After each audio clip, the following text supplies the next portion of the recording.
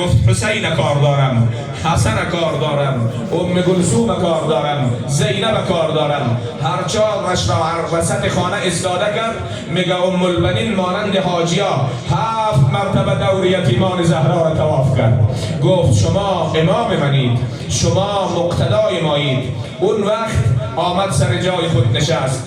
اینطور مادر میتونه فرزندی مثل ابوالفضل تربیه کند، میتونه فرزندی تربیه کند که جامعه را رهبری کند، فرزندی تربیه کند که باب الحوائج شود، افتخار شود، دروازه حاجت برای تمام مؤمنین باشد. خلاصه ام البنین در خانه علی آمد. 20 روز از این قضیه گذشته بود. یک روز دوباره علی ابن ابی طالب مولای شما وارد خانه ام البنین شد. دید ام البنین حال خوب ندارد. ام البنین چه شده است؟ گفت آقا بسیار مریضم. گفت مریضی شما انشالله خوب میشه، خداوند این دفعه شما را شفا میده، اما باری دیگه که مریض شدی کاری میکنه خدا که دکتر در بین خانه ات بیاید، تداوی در بین خانه ات بیاید. خلاصه این روزگاران هم سپری شد. یک روز امیر المؤمنین در مسجد برای علی خبر دادن آقا خانه تشریف بیارید، خداوند به شما فرزندی عنایت کرده است. هر کس باشه خوش میشه دیگه. میگه امیر مؤمنان که آرزوی این روزه داشت، اونقدر به عجله سمت خانه می آمد که گوشه عبای علی به زمین کشیده می شد. تا که آمد داخل خانه ام البنین گفت بیار همون قنداقه طفلم را برای من. کودک نوزاد را به دست علی دادن، اما به محضی که چشم علی به این کودک افتاد، عوضی که بگه ام البنین مادرش مبارک باشه برایت، عوض این مبارک دیدن علی های های گریه میکنه، شانه های علی تکان میخوره. خیلی سخته دیگر. طفلی که نو به دنیا بیای شما خبر دارید چی میشه، چقدر مبارکه. همه میگه مبارک باشه، خدا قدمش را نیک کنه، مبارک باشه. در روز هفتش چی میکنه، در روز سهش چی میکنه، در نامشانیش چی میکنه. اما در نخستین روز این ولادت امیر المؤمنین گریه کرد. مادر از دور ملاحظه میکنه که علی چیکار میکنه. علی امام معصومه، حرکاتش حجت درسه. دیدن که علی بر علاوه گریه 1-2-3 مرتبه پیشانی این کودک را بوسه کرد. دلش آرام نگرفت، آهسته آهسته بند قمات باز کرد، دستهای کوچک از بین قنداقه بیرون آورد. هی به چشمان خود میماله گریه میکنه، به چشمان خود میماله گریه میکنه. مادر بیتاب شد دیگه، حوصله نتونست. پیش آمد ام البنین آقا این چی خبره که شما با کودک من میکنید؟ مگر دستهای نوزاد من عیب داره که شما گریه میکنید؟ نه ام البنین این دستها عیب نداره. پس چی خبره؟ گفت رمزش باشه. گفت به جان این کودک نوزاد قسم تا نگویی دست از تو بر نمیدارم یا علی. بگو حتما خبری در این مسئله است. وقتی که قسم داد به کودک نوزاد، علی گفت ام البنین بنشین که بگم، حالا خدا برایت صبر عنایت کنه. آی ام البنین، چشم این کودک که بوسیدم در روز عاشورا تیر به چشمش میخوره.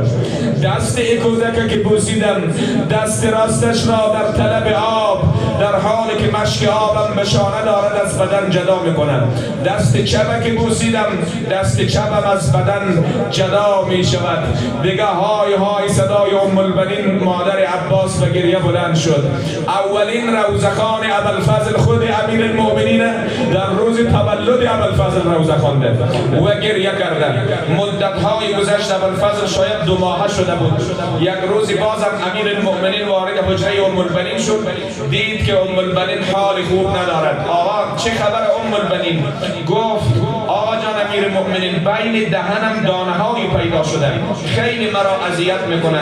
2-3 بار گفتم به شما بگم مرا دکتر ببری، از وجود شما خجالت کشیدم. تا نام دکتر و طبیب گرفت، امیر المؤمنین رو کرد به ام البنین.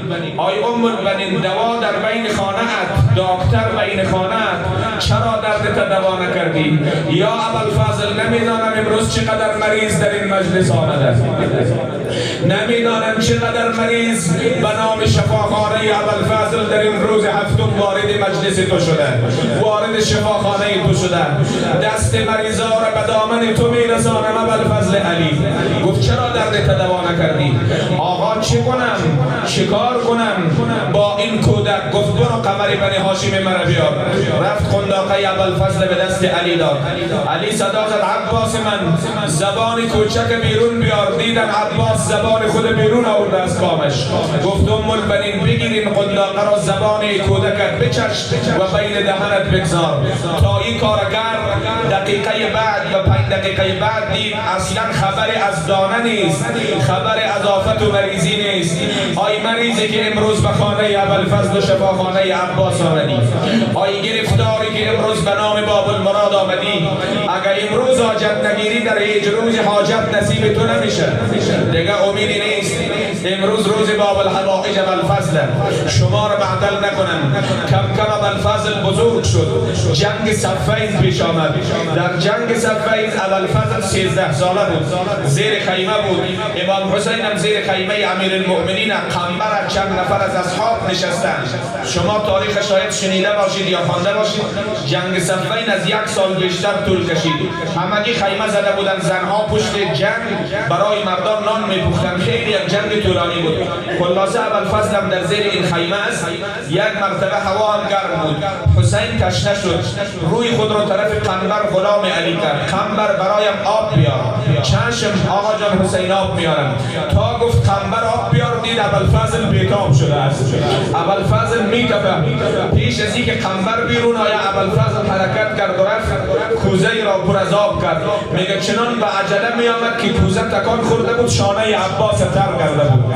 همین که از در خیمه وارد شد، چشم علی به این کوزه و به این مشک، به این کوزه و به این شانه تر ابوالفضل افتاد. بازم دیدن علی های های گریه میکنه. صحابه عرض کردن یا علی اشکال نداره، برادرش دیگه آب آورده که آورده، شما چرا گریه میکنید؟ گفت نه، من به یاد آب آوردن یک روز دیگر افتاد. امروز ابوالفضل کوزه به شانه دارد، امروز مشک آب به شانه. دیگران نمیدانه چی خبره، اما علی که میدانه دیگه های های گریه کرد. این جنگ صفین هم گذشت، شما را معطل نمی کنم. شب 19 ماه رمضان، صبحگاه 19 که شمشیر ابن ملجم مرادی علیه اللعنه به فرق علی آمد. در شب 20مش مولا موعظه میکنه، وصیت میکنه. تمام کسانی که اطرافش بود جمع کرد. یک مرتبه صدا زد فرزندان زهرا بیایید که من وصیت دارم. دید زینب آمد، حسین آمد، ام کلثوم آمد، اینا آمدن. گفت نور دیدگان من عباس کجاست؟ بابا عباس پشت دروازه گریه میکنه. گفت برید عباس بیارید. رفتن عباس آورد. عباس جان بچه های خود صدا زدن تو چرا نیامدی؟ گفت بابا شما گفتید فرزندان زهرا بیایم، من که فرزند زهرا نیستم، من فرزند ام البنینم. بازم علی گریه کرد. رمزش را بعداً به تو میگم. امروز روز گریه است، روز باب الحوائج، روز داد و فغان و چسبیدن به علم خونین ابوالفضل. خلاصه گفت عباسی من بنشین، تو هم فرزند زهرایی، خیر باشه، کار دارم تو را. نشست. تمام وصیت ها که تمام شد، در مرحله اخیر حسین طرف راست خود نشان علی، ابوالفضل طرف چپ خود نشان. گفت زینب جان بله بابا، برو یک تیکه بیار نور دیده بابا، یک چوبم بیار. تیکه را آورد، چوب آورد. امیر المؤمنین در حالی که حال خوب نداره، سرش با دستمال زرد بسته، زهر به فرق مبارک کار کرده. البته حق مهم بود که علی کار کرد. میگه این چوب گرفت، تیکه را کوچک ساخت، به شکل یک بیرق در سر چوب زد، این را به دست کوچک ابوالفضل داد و بعد دست ابوالفضل آورد روی دست حسین قرار داد. صدا زد نور دیده بابا ابوالفضل، تا این بیرق از دستت نیفتاده، دست از یاری حسین بر نداری. ابوالفضل نمیفهمه چی خبره. بابا چی وقت؟ گفت وقتش را بعداً خودت میفهمی. مقصد در روز عاشورا تا بیرق از دستت نیفتاده، دست از یاری حسین بر نداری. خوشحال شد ابوالفضل. بابا ما در روز عاشورا چی کاریم؟ گفت تو در روز عاشورا علمدار حسینی، سقای طفلان حسینی. این گذشت. امیر المؤمنین به شهادت رسید و از دنیا رفت. شب عاشورا شد. امام حسین یاران خود جمع کرد. شاید اشاره در روزای گذشتم کردم، اجازه بدید این نکته اش را تکرار کنم. اتمام حجت کرد در شب عاشورا. نوبت به ابوالفضل رسید. حسین صدا زد ابوالفضل بیعت خود را از گردن تو هم برداشتن. دیروز شمرمان نامه آورده بود کاش همراه لشکر کوفه میرفتی، شاید به احترام تو چادر از سر دختران من نمیگرفتن، کودکان مرا نمیزدن، گوشواره از گوش طفلان من نمیکندن. گفت برادر غلامت را خجالت ندی مولای من حسین، اگر مرا 100 بار بکشند و زنده کنند دست از تو بر نمیدارند. بازم مطلب خود را تکرار کرد. دیدن ابوالفضل آهسته از خیمه بیرون رفت. خواهر من گمانم عباس من رنجید. زینب رفت ابوالفضل برگردان در حالی که طرف پشت خیمه میره. کجا میری؟ گفت میرم نجف نزد علی شکایت میکنم، میگم بابا وصیت شب 19 ماه رمضان فراموش شد، مولایم مرا از درگاه خود جواب داده، حسین مرا دیگر به عنوان غلام خود قبول ندارد. زینب با عذر و التماس ابوالفضل برگرداند. ابوالفضل دریای غضب علی است. 1 ساعت بعد رفت زینب که از برادر خبر بگیره داخل خیمه. چی خبر دید؟ ابوالفضل شمشیر خود برهنه کرده، در روی زانوی خود گذاشته، به شمشیر خود خطاب میکنه. ایا شمشیر فردا روز جنگ است که بر اولاد حیدر کار تنگ است. ایا شمشیر فردا خونفشانه که عباس علی میدان روانه. نوبت رسید به روزی که ابوالفضل باید میدانداری کند. از برادر اجازه گرفت، آمد لشکر متفرق ساخت، اسب انداخت در میان آب، کف آب بالا آورد که بنوشه. یک دفعه یادش آمد عباس تو آب می نوشی، مولایت حسین با اطفال خود تشنه باشه. آب روی آب انداخت، به دریا پا نهاد و تشنه لب بیرون شد از دریا. جوان مردی نگر همت ببین غیرت تماشا کن. یک مرتبه ابن سعد فریاد زد آی لشکر کوفه و شام، خبر دارید که ابوالفضل بازوی توانمند علی ابن ابی طالبه، این پسر فاتح خیبره. اگر ابوالفضل آب به خیمه برسانه این دو برادر سیراب شود، دیگه یک تن از شما زنده نمیمانید. چیکار کنیم امیر؟ گفت اطرافش را محاصره کنید، اگر نشد کمین کنید، دست هاش را از بدن جدا کنید. حکیم ابن طفیل لعنت الله علیه با یک شخص دیگه کمین کردن، دست راستی ابوالفضل از بدن جدا کردن، مشک به شانه چپ گرفت، شمشیر به دست چپ گرفت. والله ان قطعتم یمینی انی احامی ابدا عن دینی، اگر دست راستم را قطع کردید خیال میکنید من از حسین دست برمیدارم، نه با دست چپم میجنگم. ظالم دیگر دست چپ عباس قطع کرد، مشک به دندان گرفت. وفار بنگر گوش کن، و نقطه جوش لوزه رسیدیم خبرت میکنن. یک ظالمی از پیش رویش آمد. مردم دعا کنید خدا مرد گرفتار نامرد نکنه. این نامرد از پیش روی ابوالفضل آمد.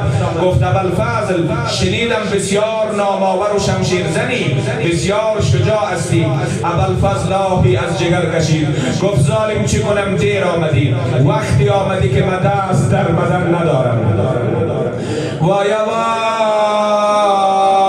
وای وای، ظالم صدا زد عباس اگر تو دست در بدن نداری من دارم، اگر تو شمشیر و نیزه و گرز نداری من دارم. خواندن این روزه جرأت میخوای امام زمان ببخش مرا. ظالم با همو گرز بلند چنان به فرق سر عباس مغزای سر پریشان شد، رو کرد به سمت خیمه. برادرت را دریاب. گوش کن این شعر بخوانم، هنگام آوردن علم خبرت میکنم. تو در کنار القمر، کلمات ابوالفضل، بیا عزیز فاطمه ز روی لطف و مرحمت، حسین بیا برادرم، نه دست و در بدن مرا، نه حالت سخن مرا، نه غسل و نه کفن مرا. حسین بیا برادرم. حسین با عجله آمد، سر عباس در بغل گرفت، صدا زد برادر یک سوال از تو دارم، بگو حسین ما وقت تنگ چی سوال داری؟ گفت برادر تو در تمام عمر مرا برادر نگفتی، همیشه مرا مولا گفتی، سیدی و مولایی. تو مرا سید و سرور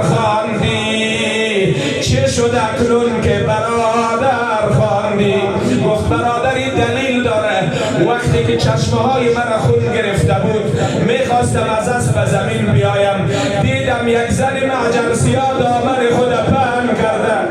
میگه بیا عزیز مادر، بیا سقای طفلان مادر، آقای زندانی مادر، آقای سقای طفلان مادر، آقای بی دست مادر. میگه من گفتم آیزم گمانم اشتباه کردی، مادر کربلا مادر ندارد، مادر ما ام البنین در مدینه. گفت نه عباس مراحت بیا اشتباه نکردم، من مادرت فاطمه زهرایم. چون زهرا برای پسر خواند و پسر خطاب کرد، اینجا فهمیدم که لیاقت برادری تو را دارم. از این جهت گفتم برادرت یه برریاب. خلاصه مرا خیمنه بر برادر، از اطفالت خجالت میکشم. حسین علم بی صاحب عباس به شانه گرفت، به سمت خیمه میآیه. زینب بالای تل زینبیه رقیه در پهلویشه، دید که علم به دوش حسینه. صدا زد نوری دیده ی عمه برو از بابایت بپرس عموی من عباس کجاست. این دختر آهسته آهسته آمد، حسین دختر در بغل گرفت. صدا زد نوری دیده ی بابا، میدانم تو را